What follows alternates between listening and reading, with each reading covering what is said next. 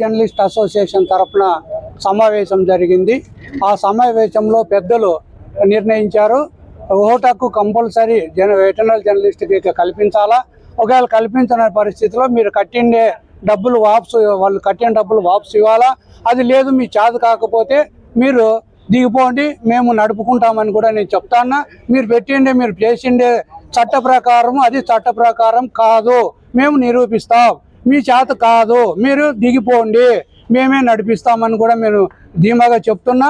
దయచేసి మీరు త్వరగా జరుపుతారా జరపండి, లేదా మీరు రాజీనామా చేసి వెళ్ళిపోండి. అందరూ మేము కమిటీ వేసుకొని మేము జరుపుతాం. కాకపోతే మీకు వారం 10 రోజులు టైం ఇస్తా ఉన్నాం. మీకు ఏదో మే వరకు ఉంది, రిజిస్ట్రేషన్ చేసిన అదంతా చట్టం కాదు. చట్టం కాకపోతే ఒకసారి తెలుసుకోండి. నేను అన్ని తెలుసుకొని మీ దగ్గరికి ఈరోజు మీడియా ముందుకు వచ్చా. నేను కూడా న్యాయ పరిరక్షణ చైతన్య సమితి జిల్లా అధ్యక్షుడిగా ఉన్నా. నేను కూడా జడ్జీల పైన పోలీసుల పైన కూడా కౌంటర్లు రాసి వేసిస్తుంటా. నాకు కూడా చట్టాలు తెలుసు. దయచేసి మీరు ఇమ్మీడియట్గా ఎన్నికలు జరుపుతారా జరపండి, లేదా మీరు దిగిపోండి, రాజీనామా చేసేయండి, మేము నడుపుకుంటాం. Okay, thank you.